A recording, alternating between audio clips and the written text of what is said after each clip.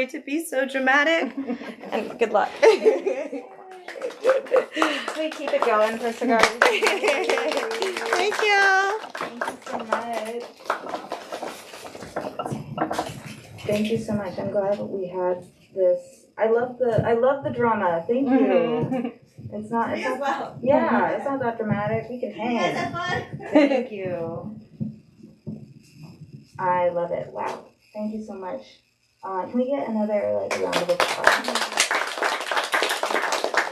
Thank you so much. I'm really excited to introduce our next poet as well. Friend of Green Apple, Giovanna Lomanto. Who's a Pushcart Prize nominated poet and artist. Recent graduate of NYU's MFA program. Her work has been supported by UC Berkeley, KQED, and SF MoMA Archive. In addition to working as a teaching artist and nonprofit organizer, she also co-hosted the Living Room Poetry Series and served as lead curator for the San Francisco Literary Festival's inaugural Out Loud Weekend for queer and BIPOC writers. She currently serves as the co-owner of the indie press Game Over Books and is the author, most recently, of Driver's Seat Echo.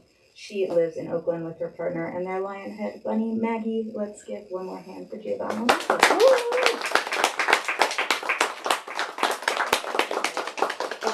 Is the YouTube on? Yes. Okay, great. Hi, YouTube. Also, hi, everybody here. More importantly, the physical presence. I'm so excited to be here. Really excited to be here, particularly because I am gushing over the chance to read for Ali Ang. Ali Ang is actually my editor. So Game Over Books is also Sagari's publisher, but this little book, which you can get up front with also Sagari's book, is from a publisher in Boston that Ali is probably one of the coolest ever editors at, and chose my book out of the pile, not knowing that we were both Chinese Indonesian, and then discovering that, and then texting me and being like, yo, what? So I'm just really excited to be here. The book wouldn't have been the way that it is and as beautiful as it is without you, Ali. And I'm so glad that you hopefully had the same experience with you and your editor at Alice James. I'm going to read poems in the order of importance of how much I want them to be said tonight. So I'm going to read a new poem, and then a poem from Driver's Seat Echo, if I have time for all three. But this first poem is that I've been celebrating a lot of friends' book releases lately, which has been so fun and exciting, and I've been trying to do a thing where I write a poem that is like in conversation with the title of the book at the very least. So this is called Let the Moon Wobble. The most I've let is blood. A slow drip through the vein at the lab monthly to see if the mood stabilizer has rocked my cholesterol off kilter. In the psych ward, a nurse tells me she would bottle my arm if she could. It bled so easy. I've only now learned that ballet is violent. A coupe, the point of your toe at your ankle, means to cut. A dégagé should crush the floor beneath the ball of your foot. My teacher tells me it should make a sound. Strength, articulation. The way each muscle in your leg can tense and release curve and arch, you should slice your body in two, halved at your navel. The top, reaching toward the heavens. If you fall, go higher. The bottom, grounded always. The center of your mass should be where you hold your uterus. My ballet teacher tells me about how my rib cage likes to burst open. It's too open. It's too exposed. It's uneven, that's why I fall. She tells me about a preschooler who once stood too tall and let out the tornado in her chest. She welled up in tears, let them spill. I wonder if she too had crooked ribs. God took one of Adam's ribs to build Eve, and I think maybe I let him take one of mine too, to build a nest for an undeserving heart in some other person I've long let loose. I've scrambled myself sideways to crawl back every last proof of life. I was built to touch, to lay my hands on every perfect thing and brand it mine. And still, unbothered, the moon goes wobbling. Every arabesque I jump to reach it, and it goes on. It goes on. And I learn to let it.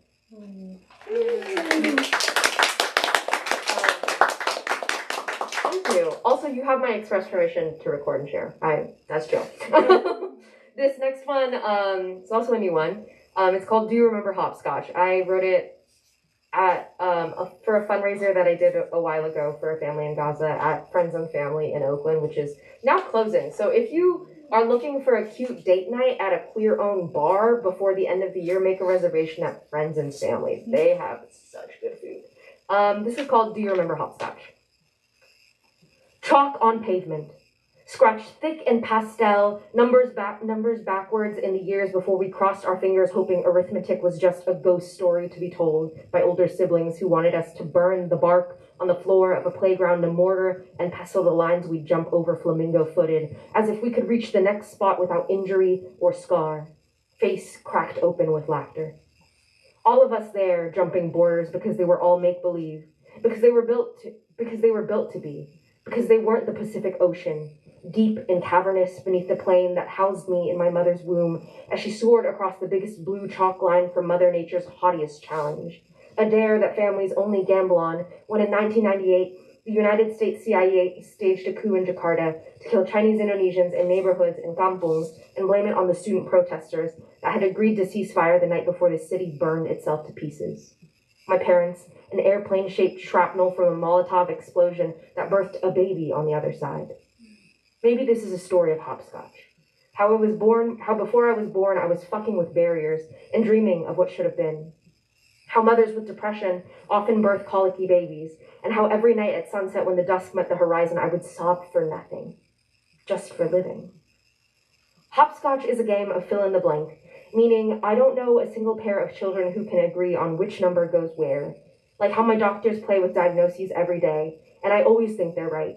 Because immigrant daughters are born with feet they stick out of the covers, so hot and boundless, so ready to run, and why, if everything changes, should the words they put on my chart? And why, if everything changes, do I still think of being 16, lying down in my childhood bed with someone I love looking upwards, asking where I would go if I could run away from home? They said they'd planned it. They said they had a small bench with just enough clearance for a sleeping bag and a body to lay in until the winter came, at which point, what would happen? And I looked at them, and I wanted to say I love them. And I wanted to say, come with me. I wanted to say I have a better plan, but I just said, I'd actually schedule sleepovers with every person I'd talk to for 2 months straight, and always tell them I'm going home so that my parents never find me, and I'd go to yours first, and I'd go to yours last, and I never said we'd go together for the very reason I never ran, because I finally realized that the only thing worse than leaving was being the one who's left behind. Hopscotch is a game that will wash away when the downpour begins. When they say that you're the 0.21% of adult Americans with borderline and bipolar, you will remember every reason you stayed when you should have left. How lover after lover loaded suitcase after suitcase to ship me to the next with more baggage, and how when you met Daniel and you sat him down and you said hello, please, I'd like to unpack.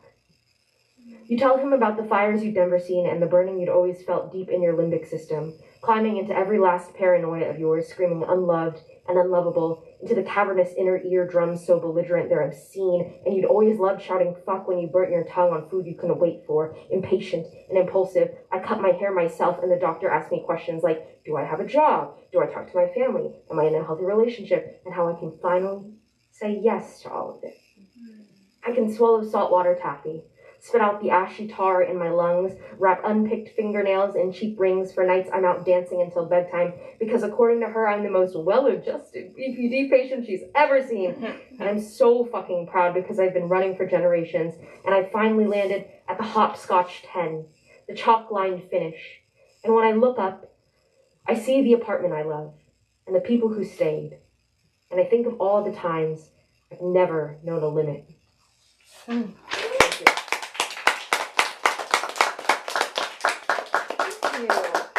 I have time for, I think, just one more poem. I'm running closer to 8 minutes, but I'll make it quick. This is, again, on the theme of being Chinese Indonesian. It's called Dutch Queen Redux. I saw a picture of the Dutch Queen the other day, and I wondered what wars her hands had seen. With pen and shake, with wave and flash, she has never felt the vibrato of my grandmother's childhood, a legacy shaken in tones that destabilize the airspace between Holland and its colonies. Indonesia, motherland to my mother, fatherland to my absentee ballot, are you aching with every image of her crown? The Dutch queen never cartwheeled in the rice fields to catch a dragonfly between cupped hands. Twisting her way into gentle stomps, feet faster than wings, wings in the clutches of a dead woman's daughter. One day we will be unlucky enough to never know of dynasty. But the dragonfly is still in between aerated palms, fingers held slightly agape for the wide mouth of a breath. We do not play to kill, my family. We run. Fast and away. Migration is in my lineage with treasure held tight, the precious cargo of my unborn bump shuttling from a riot to a revolution. And the Dutch queen does not know me. And the Dutch queen does not see how we hold our hands over our eyes to wean ourselves out of cruelty. And maybe we will hold our hands together, me and the queen, and I will rub hers clean. Thank you so much.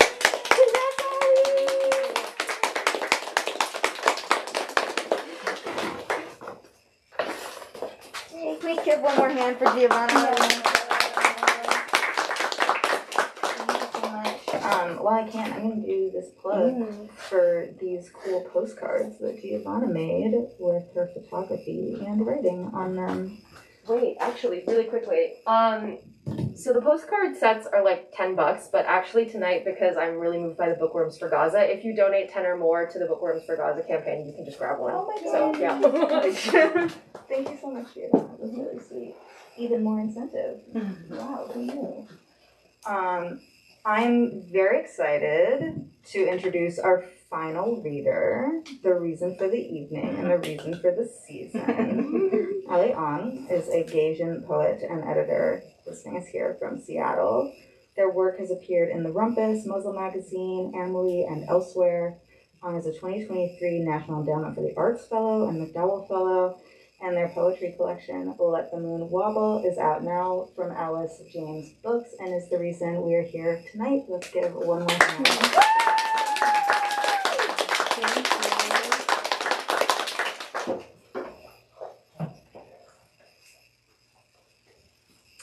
Invocation. Let the moon wobble. Let the basil plant flower. Let the poets discombobulate. Let the verbs noun. Let the nouns verb. Let the grief howl. Let the emails unread.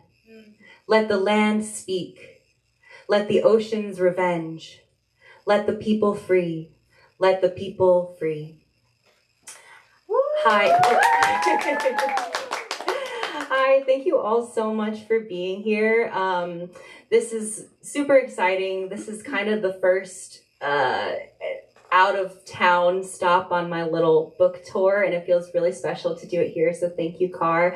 And the cool thing about putting out a book and kind of going on a little book tour is that you can just hit up your favorite poets in different cities and be like, please read for me, and then you get to sit there in the front row and look at them adoringly while they read their brilliant poems. So thank you, Giovanna and Sagari, for being part of this. It was extra special because, like Giovanna said, I was the editor for both of their books through Game Over Books. So it's really wonderful to have them be a part of tonight. I'm gonna start off reading some kind of bummer poems and then end on less bummer poems. So just stick around. It'll get better. Kubaran Gina Bintaro. 2 years after my grandfather's death, we gather in the cemetery to burn. Not even 5 feet tall, my grandfather made his living as a traveling bra salesman until the genocide. On the day of his death, I snotted and sobbed my way through my college a cappella concert, even though he was, in effect, a stranger whom I probably never loved. At the cemetery in Ampanan, we lay offerings on his grave, fresh oranges and sweet cakes to invite him to feast. Soon he will arrive to fill his big ghost belly while my family laughs and chatters in a language I don't understand. Inside a perfect miniature house, they have placed televisions, cars, stacks of money, even tiny paper servants to set aflame and send up to him in the afterlife, so that he will live, or rather not live, like a king. Does this mean that ghosts have capitalism too? I whisper to my partner, who shrugs, unbothered. What do you think? I ask my grandfather while we wait for midnight. He doesn't answer, but I know that he is here by the way that the trees refuse to crack a smile. The first flames lap up the foundation like a dog in the hot sun, shadows twisting faces into unfamiliar masks. The house crumbles into ash like a body crumbles into ash. What will be left, Kakek, after everything has burned?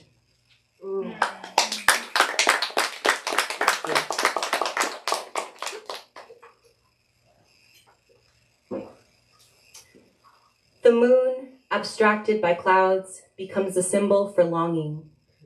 From a safe distance, a poet will romanticize anything. Pale, lifeless rock, hurtling through oblivion, greedily siphoning light. The cages, abstracted by freedom, become a symbol for inconvenience. This is like prison, the woman across the aisle groans when we're stuck for an extra half hour on the tarmac. As though the cells, the shackles, the people they suffocate and surveil are nothing more than symbol or simile. The bombs, abstracted by comfort, by the snow flurrying out the window and the steam swirling up from the tea kettle on the stove. The deaths, abstracted by syntax. The children were killed. The women were killed. The men were killed. Subjects absent. Violence erased. The deaths, abstracted by language. The same language I use to make poems, to fall in love, to chant in the streets and share in the ritual of grief. The same language that murders, incarcerates, declares bodies illegal when they refuse submission.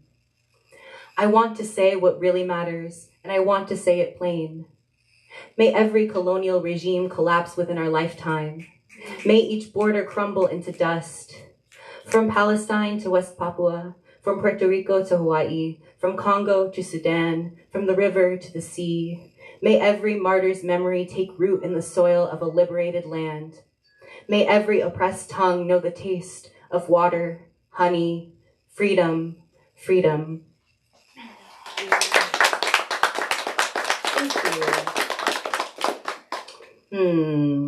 I always prepare a set for readings I do, but then when I hear the other readers, I'm like, ooh, maybe I should read something else because that makes me think of that poem. So I'm changing things up a little bit based on the other readers. This poem is called Pap Smear. The receptionist hands me a survey. How many sexual partners have you had? Are they male or female? I lie like I always do. The magazine in the waiting room tells me that I can get a flat stomach from a diet of quinoa and asparagus. My stomach is not flat. It hangs over the front of my jeans like a coin purse bursting with organs. The doctor asks if I have a boyfriend, if he treats me nice, while she spreads my legs. One foot into the stirrup, then the other. You may experience some slight discomfort. A shock of cold metal disrupts my breath, curls my toes, while the exam table paper crinkles beneath bare flesh. I have opinions about the instrument of violence holding my body open, its history too brutal for metaphor, but I keep them to myself. The doctor makes me laugh while her hand is inside me, and it's just like love, except she is also scraping cells from my cervical canal. When she's done, she leaves the room while I redress under the guise of modesty, as though she was not just elbow deep in the warmest parts of me. I pray that my results will come back clear, that my cells will not be found wanting. I leave the office microscopically smaller than I was before.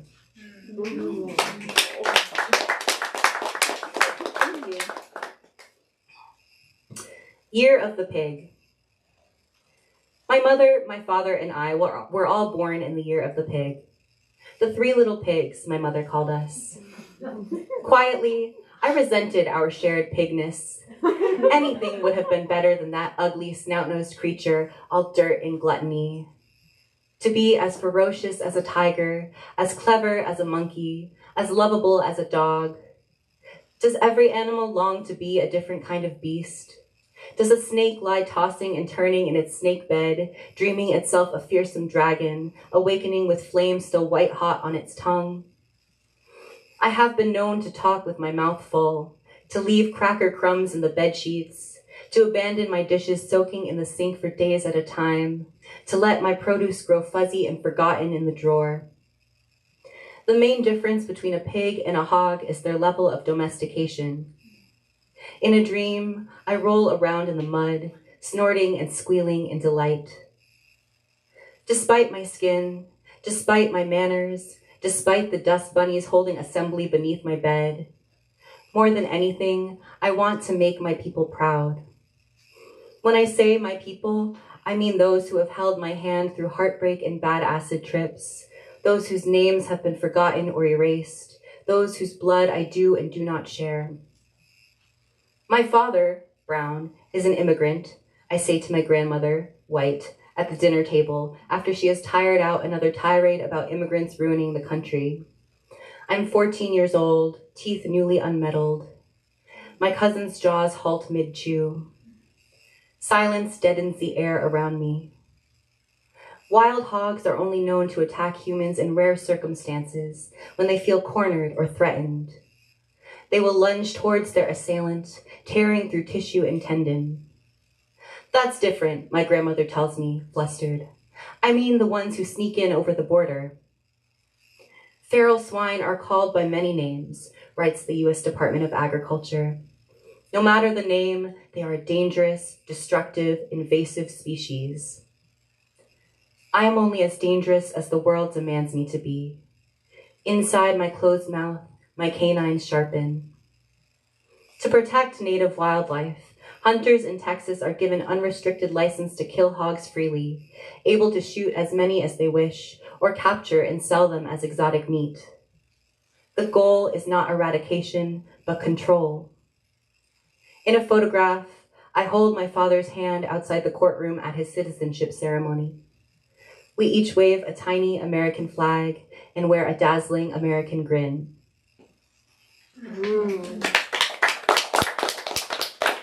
Thank you. Okay, I have a couple more, and now we're in the happier ones.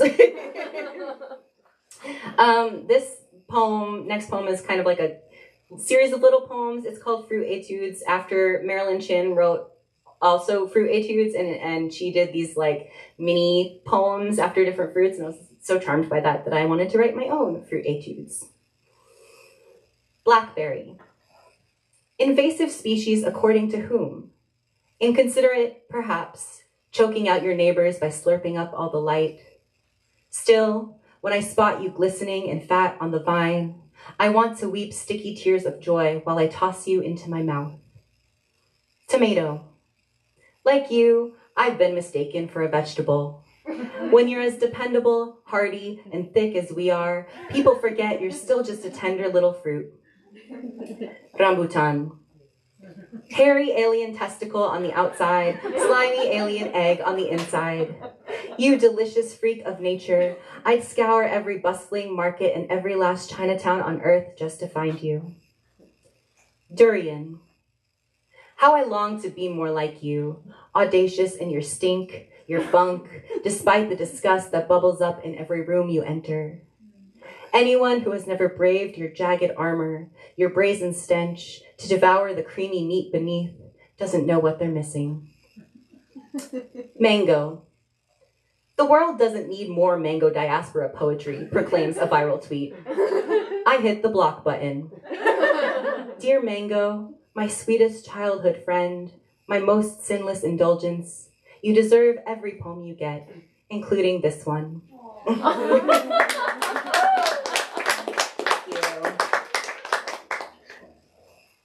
I have 2 more poems that I will read for you, and then we can all go home and go to bed.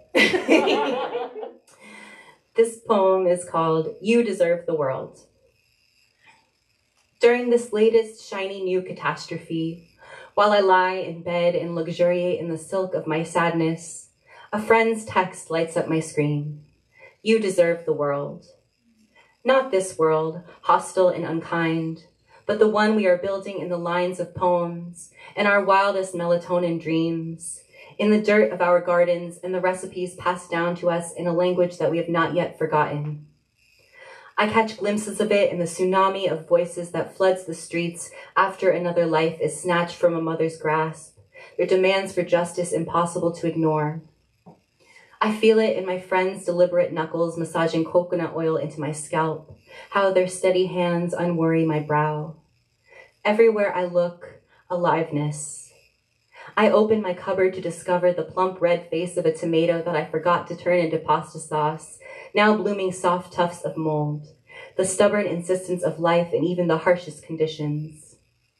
I slice the tip of my finger while chopping cloves of garlic, and before the first drop of blood has blushed the counter, it coagulates at the edge of the wound.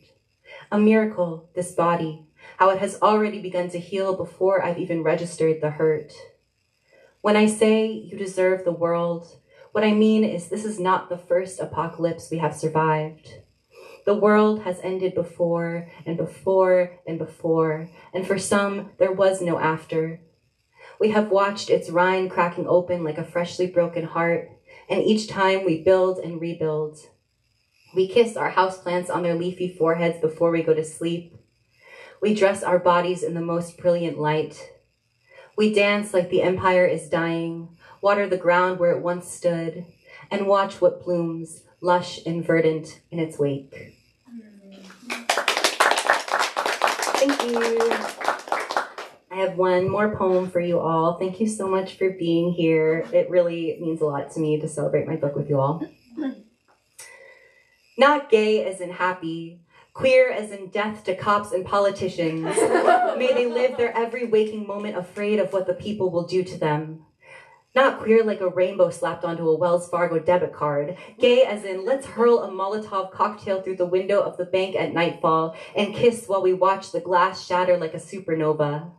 Not gay as in pride flags, queer as in flagging, as in leather dykes and deviance, as in the way my fist fits perfectly inside my lover, the way their name in my notifications makes my clit quiver, the way their mouth makes me melt as sticky as ice cream during a heat wave. Queer like I'm so fruity, I may as well be a smoothie. I'm as flamboyant as a flamingo and as buoyant as a bumblebee blowing bubbles behind a bounce house.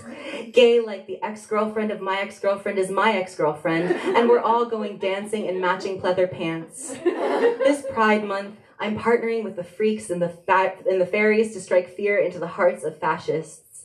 Let's untether our shame and toss it in the dumpster. Let's shout this prayer so loud our lungs collapse. Dear God, dear Bjork, dear everything, may the fruits inherit the earth. May the future we deserve spring into being with a swish of our limp wrists. Thank you.